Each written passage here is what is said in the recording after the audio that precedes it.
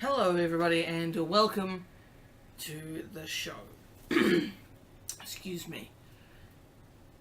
So for those people who don't watch the month that was, I sort of had a very interesting episode occur during in the middle of last month, and I just sort of wanted to make this video separate. I don't think I've ever really talked about it openly to a camera, and especially to the internet.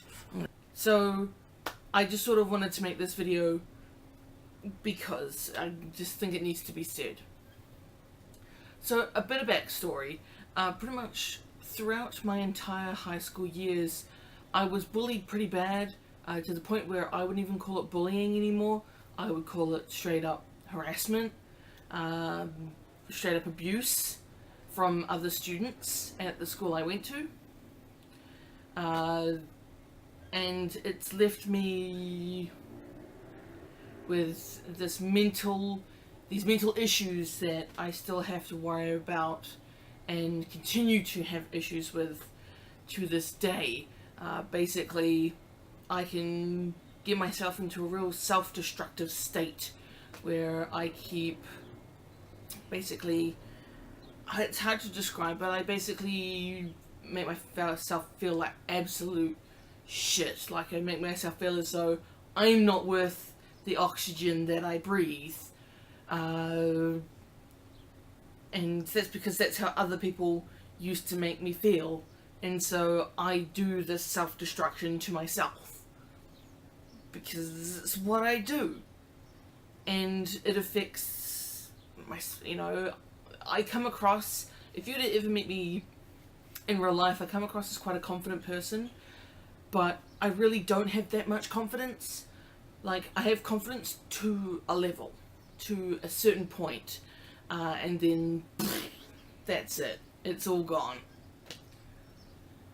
So yes, it's not the most fun thing that I have to deal with.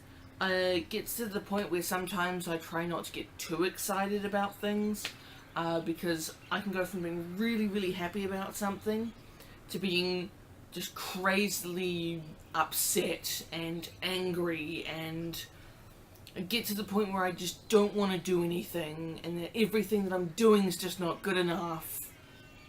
Thank you, phone, for going off. That was very appropriate. And it's a sucky feeling to have, and the fact that this is all due to the actions of other people, it upsets me greatly. And so here I am sitting in front of a camera talking to the internet about it. So there is sort of a reason behind, one, I just sort of like to get off my chest, and just talk to just random people about it.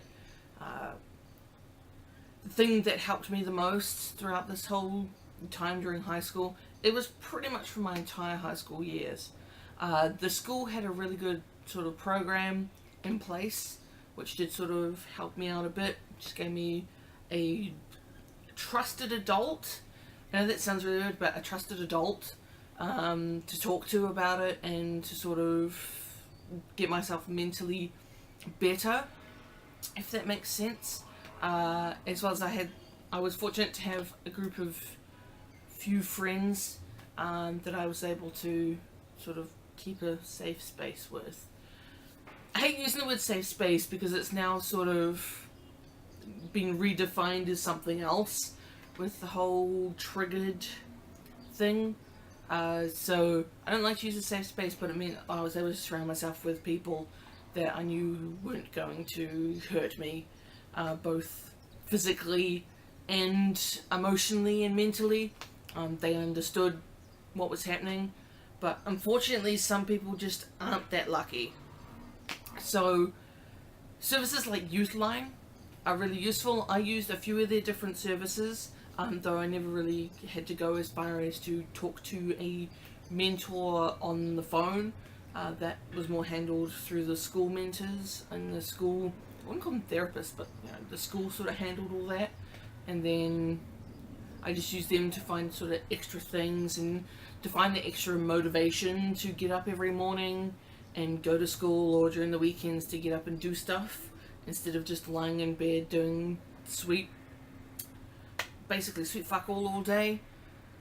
And I was pretty upset to read that Youthline needs support. Now, that's what I'm doing here in this video. I financially cannot afford to help services like Youthline. People, I have friends that have had to use Youthline, and it just sucks that a service like this has to exist for young people in the first place. That we live in this society and world where people have to get help to stop them from doing stupid things like, self-harm and all that kind of stuff. And so all I can donate to them is my time, both in this video here and this year I'm going to be doing my charity live stream for Youthline. So if you guys want to help out Youthline, they helped me, so I'm just in some way returning the favour. And of course I've helped thousands of young Kiwis and even families and that for the last, since 1970s. So I'll pop a link in the description. If you can't donate, then at least you can do is spread the word. It would mean a lot. So that's basically it. A short I have mental problems video, much like a lot of them that are online. I'm just doing my thing, and again, if you can take the time to support Youthline, that would mean just so much.